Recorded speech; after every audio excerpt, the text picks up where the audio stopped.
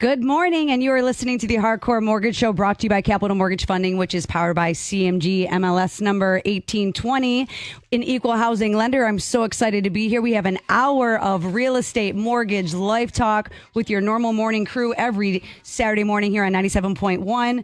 I have my homeboy right to my right, Mr. Harry Glanz. Hey, good morning, everybody. Happy to be here. We have a great program for us. We're going to tell people how to save money and what's going on in the real estate and business market right now. Because as you know right now, everybody thinks, Becky, mortgage rates have just come tumbling down. It's just hasn't happened, everybody. We're going to tell you the truth about what's going on in the market, set it straight. But that doesn't mean there aren't opportunities, A, to buy a house, and B, save money and consolidate debt. There's always opportunity, and there's always opportunity when you have this beautiful soul in the studio with us right now. We got Brooke Villalba from BBR Realty. Give it up for my girl, Snaps.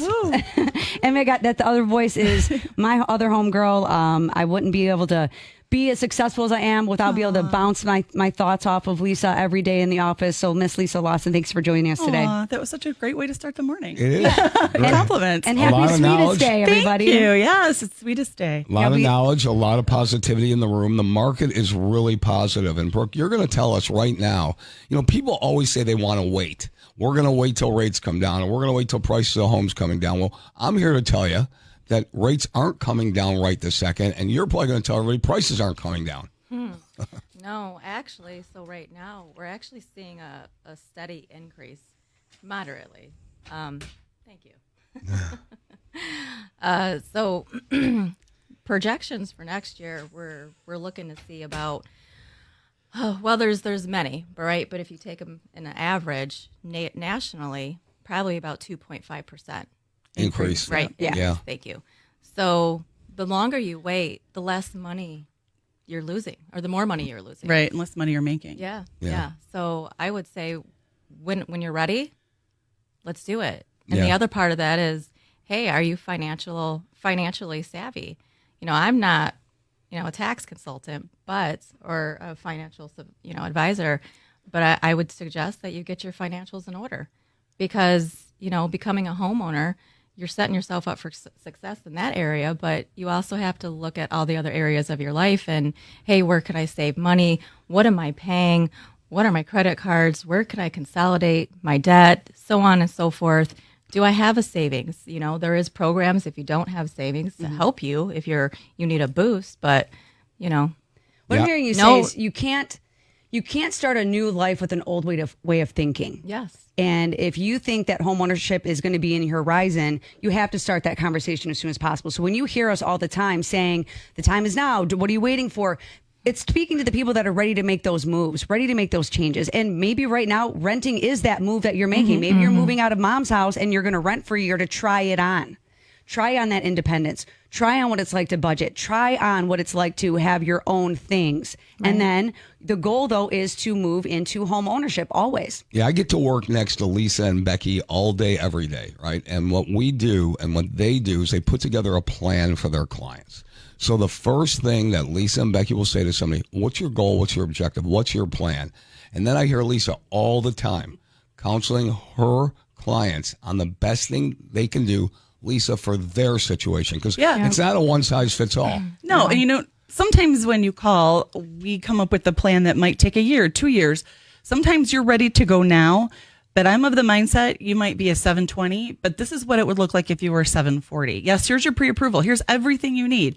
But just in case you have an extra $1,200 or an extra whatever, we could give you this, we could do that. And I always want to maximize everybody's opportunities, and maximizing credit score and maximizing people's understanding of how loans work in general, or mortgages work in general, I think puts every home buyer in the best position for themselves, for their future. And they can't come to me later and say, well, I didn't understand that, because I make sure I probably give a little too much information. Yes. I'm a little probably, and I always tell people, if I'm doing too much, please let me know. But I just want to make sure that when someone sits down after closing, they don't, brag to their friends, I had this great experience, and their buddies go, well, why didn't you do this? And they say, well, I didn't even know about that. That breaks my heart.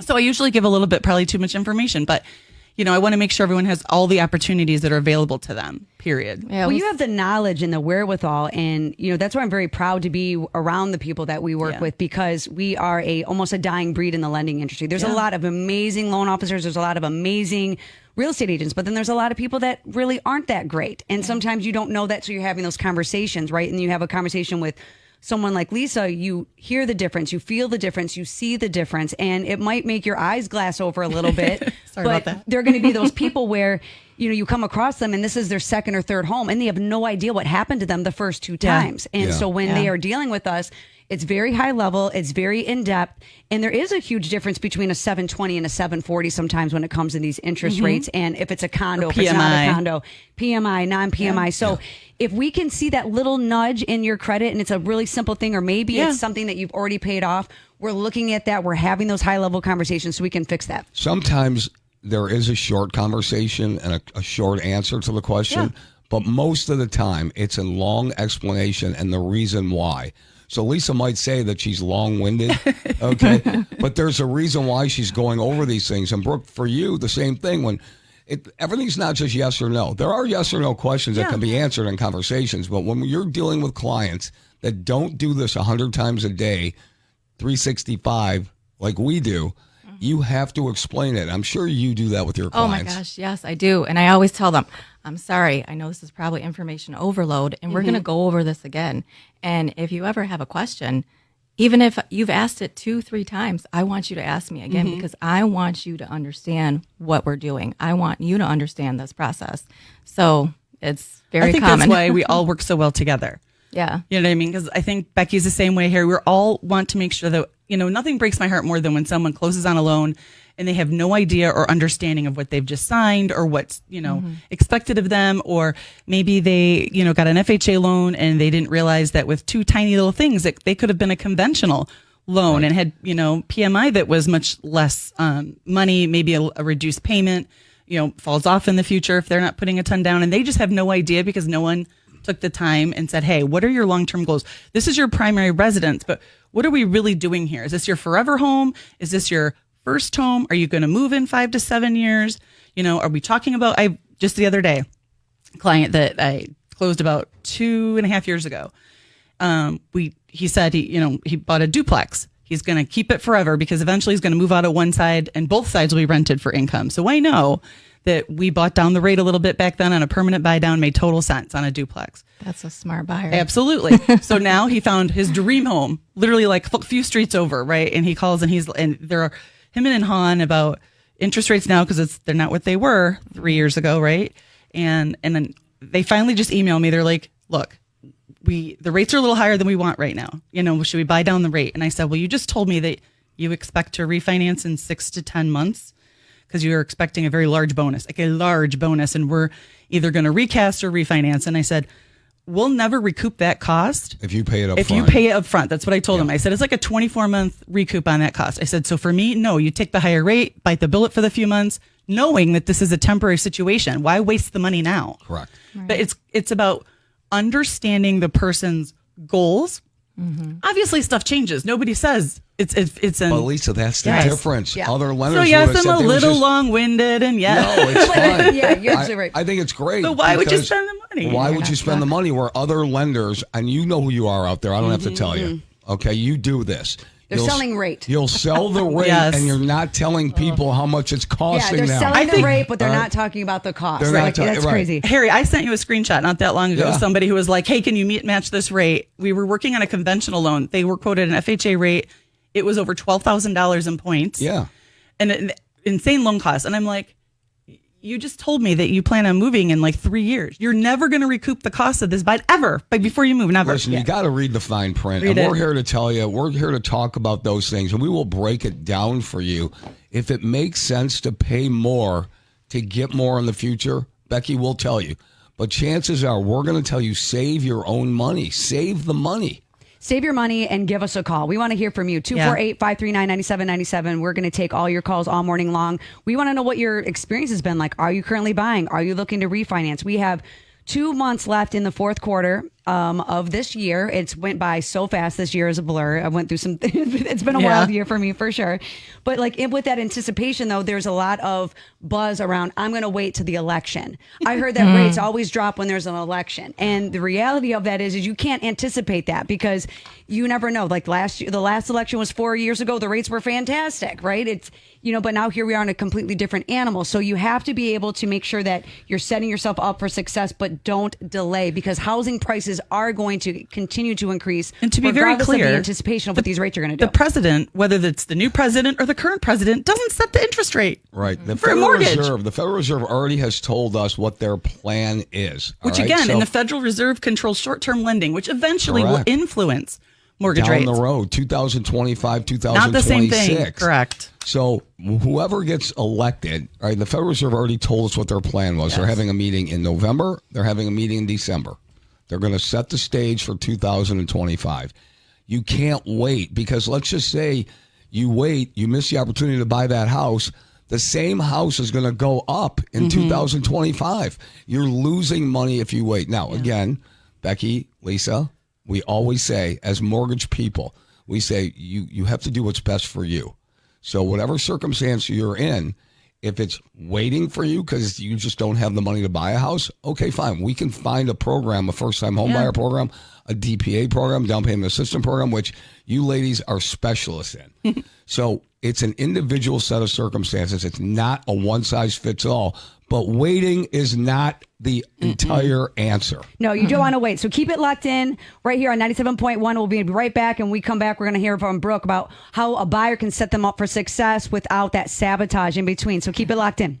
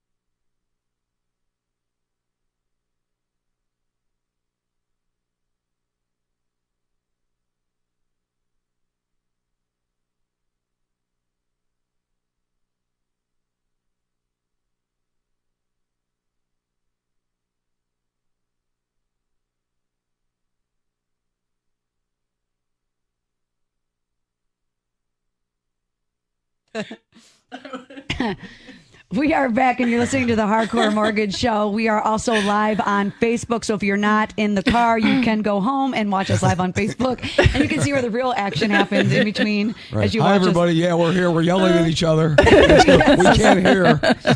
As I'm rocking, I was feeling my retro Bulls gear this I love this it, morning. I yes. was like, let's feel Love out it. feeling that. Jordaned out. So keep it locked in. Make sure we want to hear from you, right? What is your experience? Any questions, comments, 248-539-9797. We want to hear from you. Our phone lines are open. And before the break, we're about to get into, the buyer expectation, right? What is it like? What is a buyer to expect? A lot of times a buyer comes to you first, right? It starts backwards. When in reality, it needs to start with the lender because we need to know what their financial profile looks like. But oftentimes, the real estate agent then, will say like, hey, are you pre-approved? Let's get you in contact with a really good lender. So I want to kind of hear from you as far as like how you navigate when a buyer comes to you and you're like, I'm thinking about buying, going over the contracts. Really, what is that expectation on the real estate side for them? So thankfully, if a buyer comes to me first before they go to a lender, I send them to a great lender because I work with great people that know how to do their job. They do it diligently. They don't blow smoke up anybody's bottom. They tell you what it is. This is what we need to do. This is where you are, and this is how we're going to get there, right? You guys hold their hand through the whole process, as do I. That's what we are. Yeah, but you want to know that they're qualified before you start running Oh, around, right? absolutely. I mean, We don't go anywhere. Right. We don't go anywhere until that phone call is made because I'm not wasting my time or yours. Right. And You know? it is a monumental waste of time if people aren't prepared. And we can help with that. And quite often, people don't know that they can qualify. They assume, if they assume, and Lisa and Becky wizards at this, if they have bad credit, they're never going to be able to buy a home. Now, most of the time, I will say most of the time, experience tells us it might not be as bad as they think it is. And then with some consultation and with what you guys do, what we do in lifting that credit score up over time, there's no such thing as paying somebody $750 and that bill that you didn't pay comes off your credit report. It doesn't work that way, right, Lisa? No, it does not. Yeah, so tell people how that works. So, I don't want to say that all credit advice or credit counseling companies are bad because there are reputable ones and they're usually nonprofits. But the majority of those out there that you're signing up for a monthly fee, they give you free quote unquote credit monitoring report and they're going to help you get these things off your report. I've had clients pay thousands of dollars over the course of like 18 months.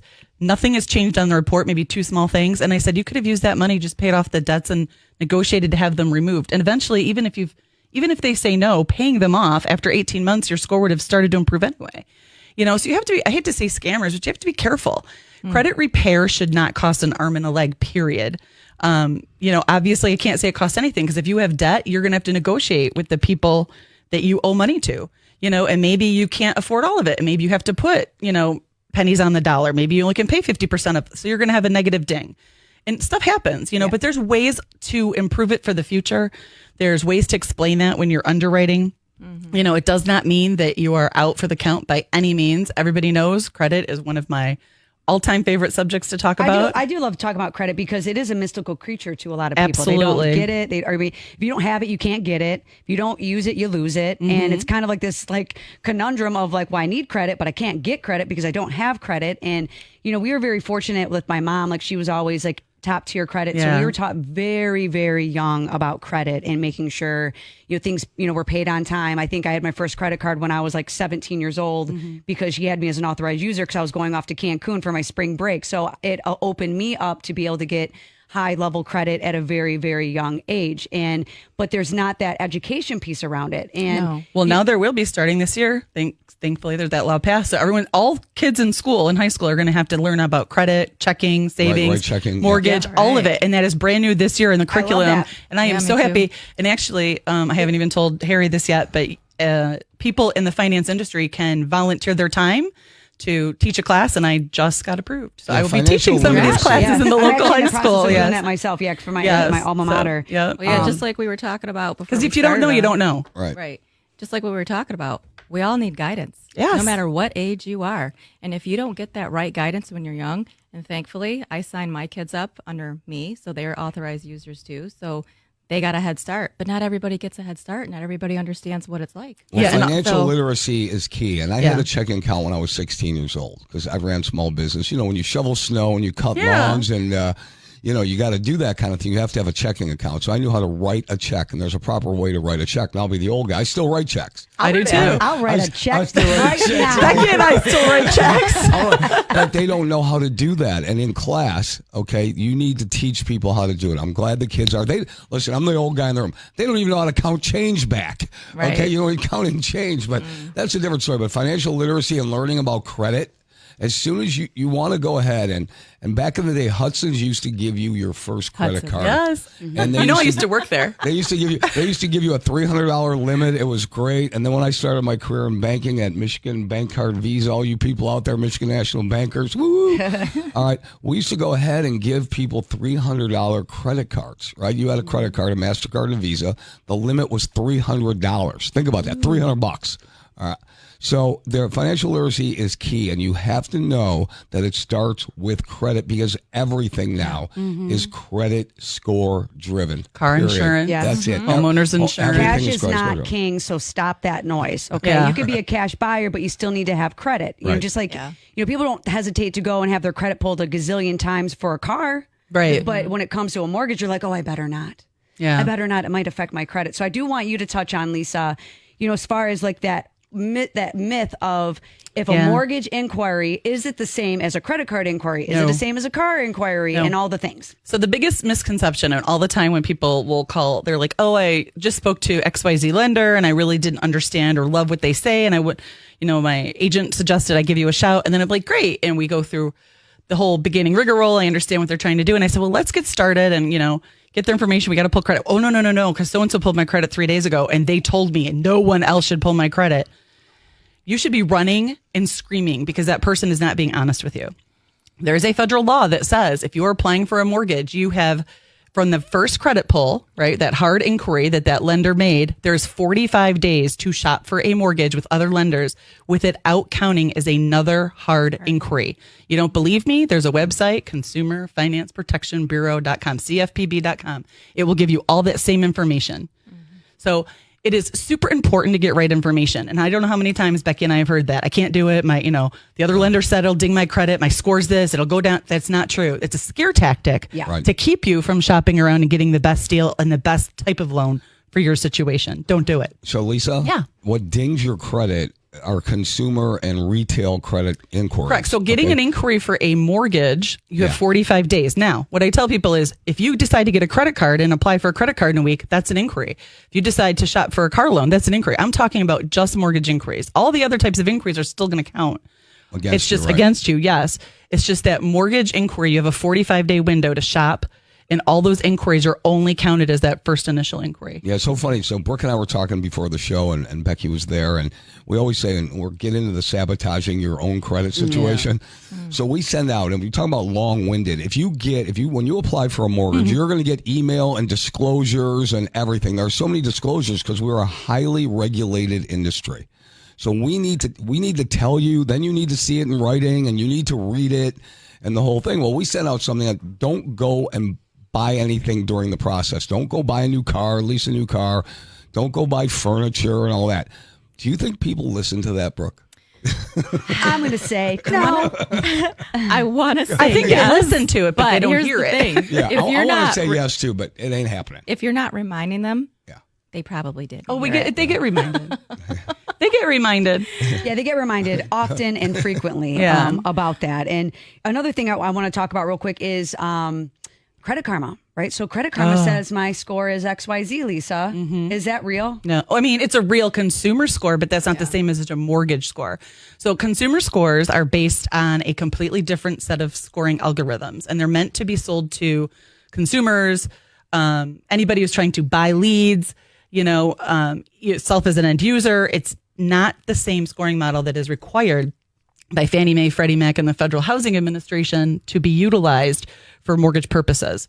So yes, is it a real score? Sure, but it's not the score that's going to help you get a mortgage. Yeah. Like, so because that's often a lot of things that we get as far All as the time. well, my Credit Karma says this and this says that. So we got to make sure that we are always setting up everyone for the right expectation, the truth behind it, because it's a good way for you to track what your score is doing. But what we Trend. see, Yep, trend. what we see is the real bona fide score. So when we come back, we got a caller on the line. We're going to hear from Mike right after this break. So keep it locked in. 248-539-9797. Hardcore Mortgage Show right here.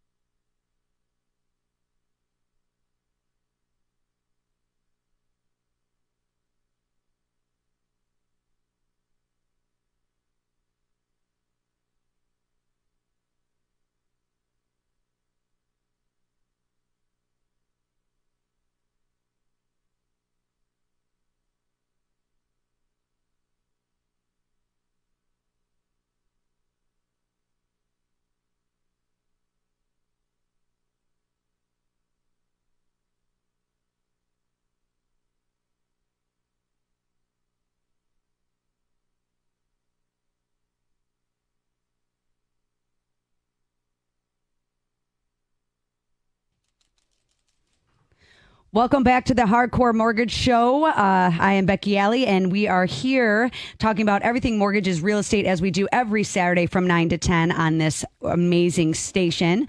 Right before the break, we actually were going to go to a caller. So, Mike, thank you so much for waiting during that. Let's hear what your question is. Good morning, Mike. Yep, you got me? Yeah, we got Gotcha. you. Okay. Go ahead, Mike.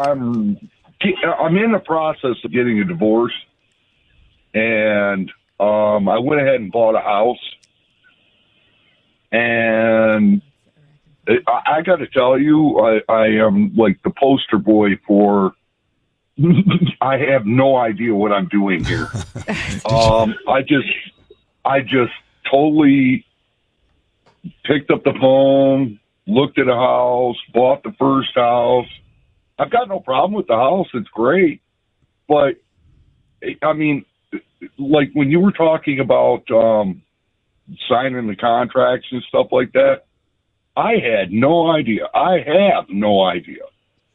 So now I'm into a $1,300 a month house payment, and that's fine. But yeah, honestly, I had no idea what I was doing, and I'm paying 6.99% interest, and I think like the day after I signed, my payment would have dropped because the interest rate dropped. I mean, When did you close? Yeah. I closed probably a month ago. So the interest rate did not drop. I'll be Yeah. very honest with you. Yeah. You're actually probably in a better position. okay. Yep. That's what I'm saying, misinformation. So I don't think that's an issue for you. But I guess you said Well, you're remember when you said something about a friend telling you something? A friend started telling me something, and I was like, Yeah. "Oh my God, I'm dying." no. All right, so so Mike- Anyway. fine print, right? Yeah, you're going through a lot of stuff. You've been through a lot. So here's the story. If you're already in that house and you're paying $1,300 a month, Very affordable. it's great. very affordable, and you're doing great. Okay, so now what I would tell you is that don't listen to your friends. You're already in the house. It's all good. If rates come down, you're going to be able to refinance, but you got to get that other part of your situation taken care of and get it done. So, and then that'll free you up. I don't know what, you're going through in the financial aspect of the divorce, but you've already got one part all figured out because you have a stable place to live. You got an affordable payment, and you found a house that you like. Most people right now are having a hard time finding a house and being able to afford it. Yeah. So I would tell you you're in a real good situation. So whoever that friend is, maybe they could tell you about the Lions and the Tigers and and the Red Wings. But And the when it Bulls. comes to your own personal financial situation, you got to work that out. You've already got one part worked out. You got a place to live. Work out the other part now and just get that taken care of to the best of your ability. Yeah. So, like, Mike, you can do the right thing when the wrong things around you are happening. And that's okay. You just got to weather that storm. But the truth of the matter is that, renting is expensive. Buying a house is expensive, but renting is even more expensive. So you now secured a price of a home. You got the price of the home locked in. Even if the rates drop, that same home in 6 months is going to be more because right. there's going to be more competition. So just think about it like that. And you're building equity. You're investing in yourself. Yeah. Yeah, you did a good thing. Yes. Warren. You and, did a good thing. that's absolutely true. Mike, you're doing amazing. There you go. That's what I've been telling people is even if I can't afford it, I could sell it. Correct. Right. Don't listen to the noise, Mike. I just Well, if you couldn't afford it, yeah, you I wouldn't have been just- qualified. Yeah. So you obviously, I'm assuming you were well no, qualified. my credit. Well, when I started this, my credit rating was 750. Okay. I don't know what it is right this second, but I didn't get into something I can't do. Right. But you always get scared. Absolutely. I guess that's the only thing that I was going to try and say was everybody's got that fear, and the more you explain to people, and the mortgage company I got into just didn't explain things well enough. Right. I'm being forced to learn things on my own that After the fact. should have been explained. Yes. Okay. Yeah. All right. And I appreciate that. I was just backing up what you said. Well, we Perfect. appreciate Yeah, that. yeah, and thank you for the call. And Yeah, we'll we're glad you definitely called.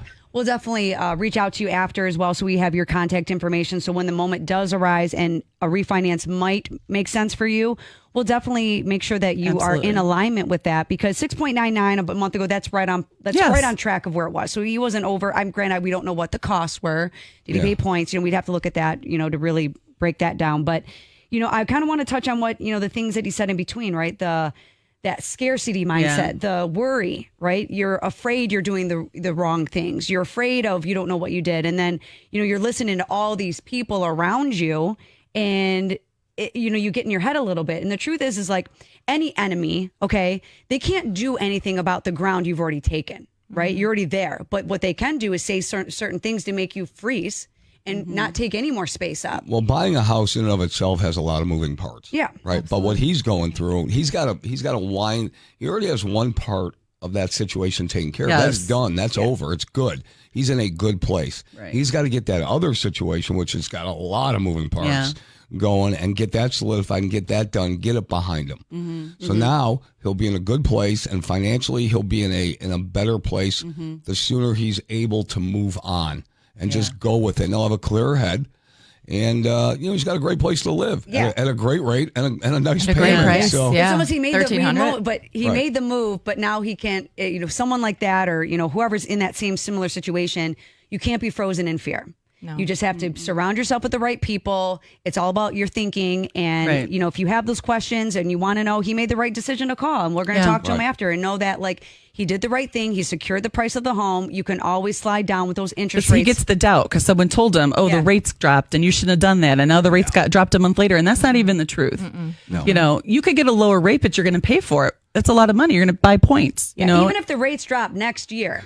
Or first of the year, even if we go with the high fives, I'm a high five and everybody. He can refinance. It's okay. Here's the math that goes like this: at a 7% rate to a 6% rate on $100,000, the massive amount of savings, and I say that sarcastically, is $65 a month on a 1 point drop per 100,000. Correct. Yeah. So it's not that significant. No. So Brooke, when you're taking people to buy houses, if they don't buy it now, the price is going to go up next year. They're going to end up paying more anyways. Yeah. I mean, what are we doing? Yeah. I mean, why? If you're ready, don't worry about the dogs barking, right? Yeah. Just quit listening to the noise. Get with a trusted advisor.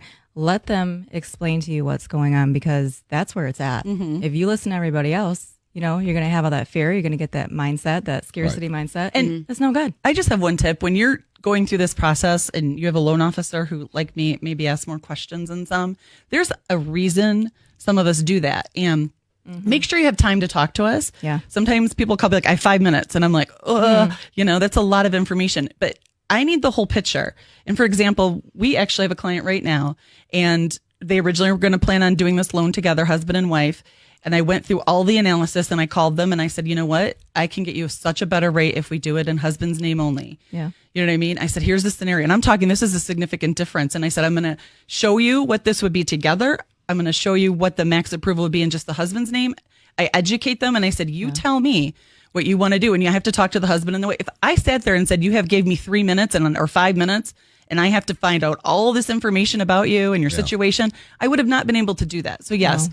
Make sure this is usually the people's largest purchase that they're ever going to make in their entire life. Yeah. You're probably never going to spend more money than you do on your house, right? And the spouse's name's still on the title and on the deed. Absolutely. She's got ownership. That's not the same thing. Right. Yeah, that's why who you work with matters. Right. You're not giving up anything. No. So, but you're giving up a worse rate. Right. Because that's their situation. So yes, you are giving up a terrible rate Yeah. versus the rate you could. Property That's ownership. She's still entitled to the property on the title and on the deed. But that's what I'm saying is you need to make sure that this is a big transaction. And, we hear all the time, oh, more paperwork. Oh, you need more stuff.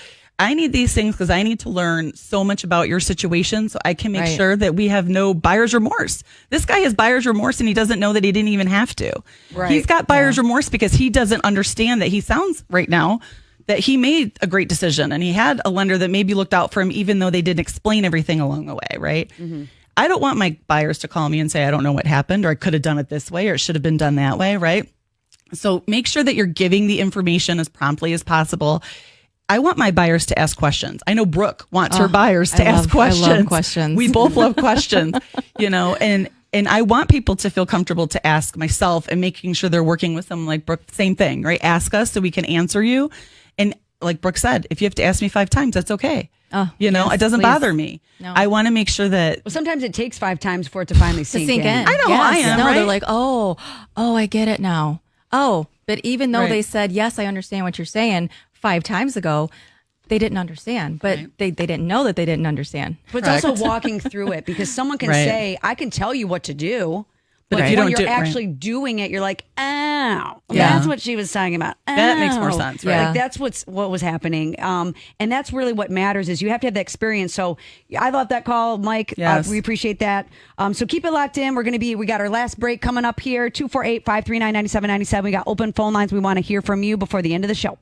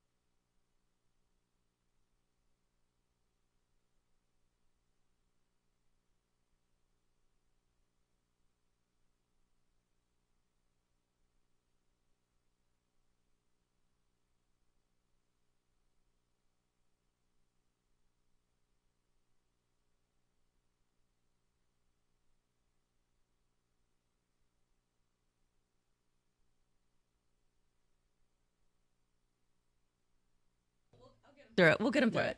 We've got more properties. Welcome back on this beautiful Saturday. If you're just joining us, this is the Hardcore Mortgage Show where we take all your calls about anything mortgage, real estate, life included. We got the Lions coming on tomorrow. Go Lions, I'm telling you, it's their year.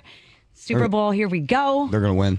Let's just say it. Oh, They're yeah. going to win. They're going to win. My son would be in his glory if they won. Oh my gosh. They're a great team. They are a great team and they deserve it. Yes. And that's all I'm going to say And about Hutch is that. back here in Michigan, recovering, resting, but he's Yeah. here now. So. Best wishes to him. Yes. Yep. He says he's going to be back. Oh, he'll be I mean, back. I believe it. He's an He's ox. beast, Yeah, yes. he's like a Love it. gazelle brick out house. here. Yeah. Generational player. He's a great player. He's great. So and we actually, I want to read over one of the ticket texts. So whoever you are, it says, I will bet you a lot of money prices will go down next year with the rates. Okay, so I'll take that bet. And just one thing you didn't consider, and we'll take the bet. And the reason why I'm going to take that bet is because if rates do go down, there'll be more people in the market to buy homes, and that's supply and demand. So if there are more people looking to buy and there's more demand, then prices generally go up. Okay? Yep. So, I mean, it might be flawed. I mean, listen. I think he's right hope about it's the true. rates, though. I think the rates will drop by the end of the year a little bit. I think the rates are going to drop, and I've got a bet out there that right now on October 19th, and here's the challenge, everybody. If you disagree with me, that'd be great. October 19th to February 19th. That's 4 months, correct? I'd say rates will be lower in 4 months than they are sitting here today. So what does that mean? That just means, we think that they're going to go down in 2025 at the start of 2025, which if they do, that means that there will be more people in the market looking to buy, more sellers out there, and there's going to be more demand for housing. So usually when there's more demand, then prices generally go up. So we'll see. I mean, I'll take that bet from the ticket texter, and who's going to take my bet? The rate's going to be lower in 4 months. So we'll find out. I mean, that's like a win-win situation. Right. Thank you. That's a typical Harry win-win. Yes, it is a win-win. That's called the Harry hedge. Yeah. A hairy hedge. The Harry hedge. The Harry hedge is that if I'm wrong, it makes everybody happy. It's good. We'll take it. So the good thing about the rates coming down, I will say this to the ticket texter, is that you are going to see more inventory come on the market. That is true, because the ones that locked in those lower interest rates, they're going to be more apt to let go of those, forego those interest rates and sell like for a higher 5, because it's not that detrimental in their mind, right? Because people romanticize that interest rate that they secured, but they also forget about the credit cards that they're jacking up that they're not even thinking about. So what the ticket texter's betting is that there are going to be more houses on the market. Yes, that's what he's really saying. And less buyers, therefore prices will come down. Yeah. We'll see. Yeah, I mean, there's is still a huge influx of buyers. I mean, they're kind of lurking, they're hiding a little bit, because it's like that seasonal lull where people are like, oh, it's about to be the holidays and it's about to be election. And it's always like that, a reason to wait. And the reality is that if it makes sense for you, it doesn't matter what's going on in the world. You need to secure the price of the home. Do what you can do right now. Let it make sense. You can do the right thing at the wrong time. That is true. But with the way that rent is going, it's harder to qualify for a rental home than it is an actual mortgage right now. And that's the crazy. Truth. It is crazy. And speaking of all that, we want to talk about trust, right? So part of that is, when you're working with Brooke, it's very hand-holding. When you work with us, it's very hand-holding. And I know that you spend a lot of time making sure that you're in alignment with your clients. So how do you build that rapport with them to make sure that someone like Mike, where he has no idea what the heck happened to him, right? We talk about we want to avoid buyer sabotage, but how do you let them know like what they're making the best decision or not making the best decision, really? So the thing really is just walking them through the whole process, right? So when you're a buyer, you have a contract, there's many things in that contract that are very important: contingencies, settlement date, closing costs, and part of those contingencies come down to appraisal and private home inspection and all that.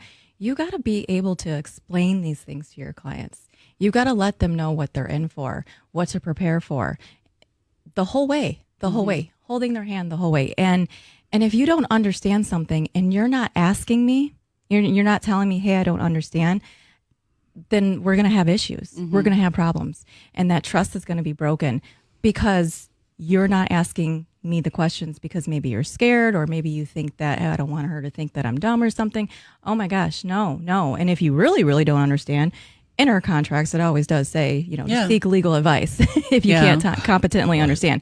However, when you're working with a client, just like you said with the ticket with Mike, hey, call me. Let's look through your stuff. Yeah. We got to know what's going on in the background too. Like, so what circumstances are you going through in your life? So I understand like what kind of, I guess, just where you're at, just mentally and physically, emotionally. All that stuff matters too, because you might need a little extra support. Well, we always say send it to us and we'll look it over. There's no obligation, no cost. I mean, we'll take a look at it. We'll review the paperwork for you. Yeah. If you get something in the mail, you get it emailed to you, you get a text. Listen, you have to do yourself a favor. Don't talk to strangers. Right? No. Remember what your mom told you growing up? Don't talk to strangers. Stranger danger. No, call somebody that you know, that you're referred to, and they'll give you an objective opinion. I get it all the time. They'll send me stuff that they got in the mail, and I'll say, no, this is just a mass mailer. I hate to use the word scam. It's a very difficult 4-letter word. But it's but it's true. It is. It's clear they're going to ask you for money. Don't write checks. Don't get your credit card hit on things that are for free. You could get advice for free on no obligation. Don't start writing checks and sending people money, please. From experts who have a lot of experience. Like Brooke was saying, it's so important to deal with people that you trust and understand. Because how many times, Becky, do we get a phone call saying, hey, I just signed a purchase agreement. Can you send me a competitive estimate? And I'll be like, great. They give me the address and I'll be like, and when are you closing? I don't know. My realtor didn't tell me. And I'm like, it's on the purchase agreement you just said you signed. How do you not know when you're closing? That's part of the terms. Thank you. That's what I'm that's saying. something that agents should be going through. Right. And so I go through and they're like, where would it be? Well, I don't have the contract, but I try to guide them. We find then they're like, oh, I'm on vacation then. And I'm thinking, how are you going to be on a week-long cruise? That when you're buying houses, vacations are always buttoned. I know, right? That is one of my favorites. You know what happens all the time because they prepaid for this 3 months ago. You know? But they'll be like, oh, but and I'm like, again, it's so important as an agent, like you were saying, occupancy, all these little nuances in a purchase agreement matter. It matters in your final numbers. It matters when you close. Some people don't even realize they had occupancy negotiated. They'll be like, well, I'm closing on, we'll pretend October 30th. I move in then, right? And I'm like, well, your purchase agreement says you gave 30 days occupancy to the seller, so you don't get to move till November 3rd. And they're like, what? And I'll be like, so important to work with an agent that is explaining the contract. I know it sounds tedious. Yeah. What is it? You know what I mean? 7, 8 paragraph or 7, 8 pages, right? The issue though with that is because a lot of it is electronic signature. Correct. So they're just scan bump, scan bump, click. Like they're going like click your heels 3 times and you signed it a couple. So did it, important. And you have to go back and go through it. Right, but an agent, if they're explaining things to you, this is what's going over. This is what it's going to say. Right. Yeah. You could maybe then go clickety click because she said this, and this, and you already know what's going to be in there. You glance at those few highlights and you're good. Yeah. So agents, we know when you're doing your job, and we know when you're not. Because, but it's okay because we're here to pick up the pieces, and we'll never throw anyone under the bus. But just know that when you're in alignment with like a good lender, they're gonna cover those bases for you, and then follow up with that conversation, right? And that's part of the sabotage, right? So like there is a lot of buyer sabotage out there. We touched on it briefly. It's not intentional, right? Not always. I understand that the buyer sabotage is not intentional, but one of the biggest things, like Carrie mentioned, is opening new debt before you're closing. You do not need the couch for the house you do not own yet. And when we are really thin sometimes on qualifying because the housing market is, it is a little bit higher, right? Affordability is a little bit of a task right now. And we have to make sure that we have to stay in total, complete alignment with what your original pre-approval was, because we can pivot around certain things that you do, but don't make it more difficult than it needs to be. Correct. Yeah, we like to do that. And we know you're excited about buying that house. We get it. Yeah. Okay. It's fun and it should be. And you're looking at it and you're picturing how you're going to go ahead and outfit that living room with all the furniture that you want to buy. Mm-hmm. Just please do us a favor. Do yourself a favor. Don't buy it yet. Same as cash is not same as cash financing. Don't buy it yet. Right. Yeah. So don't do anything. Moving money around. That's a huge issue when you're in the middle of a transaction, because now you have us chasing a rabbit down this never-ending hole that we're never going to catch. Large deposits of, mixed, here's $1,000 check, but I had this $3,000 mattress money and I put it all in. Do not. Yep. Well, now the underwriter needs to see more documentation. If you can document it, and sometimes people can't. And that's what happens. Yeah, I want to talk on this one for sure. Go ahead. Yeah, go. Because this is a huge thing. So I have $3,000. It's my money. I had it in my safe. Who are you to tell me that I can't deposit this $3,000 that I had in my safe because I just kept cash on hand? That's my money. That is a huge kind of press that any lender out there is going to get for people that don't understand. Cash is not king when you're trying to buy a mortgage, and when you are using financing. Every document or every fund that you put in your account up to a certain dollar amount has to be verified. Absolutely, 100%. So if you have $3,000 in your mattress, you better keep it there.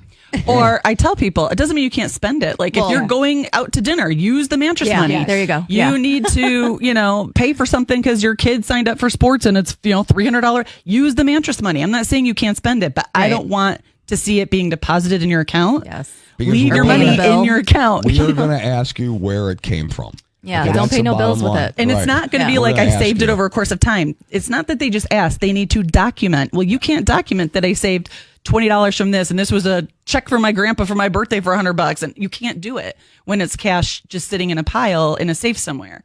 So what ends up happening is the underwriter for most loan types are going to say, back that out. You can't use that money to close. So if you put that in your bank and you thought you for example, had $20,000 to close. 17. Now you have 17,000, except you need 18.5. So guess what? You're short and you're not closing yet. You need Now to that save more money. Turns into a last minute gift that Correct.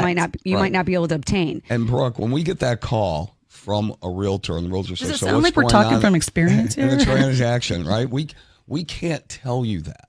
We can't disclose financial information Right. No. about a borrower. There's certain things that we have to protect. Yeah. So when we get pressed from a realtor is what's going on and we talk in generalities, there's generally a reason we have to broad brush it like that. But what a great show, Becky. Yeah, I heard the Excellent music. It's job, time to Becky, go. Lisa, I know, it goes Brooke. so fast. You guys were awesome today, Becky. Do your thing. Yeah, so thank you Let's so much go. for joining us. You can hear us next week from 9 to 10, 97.1. Same bat time, same bat channel. We're super excited, and go Lions. Go Lions, let's go. Bye, everyone.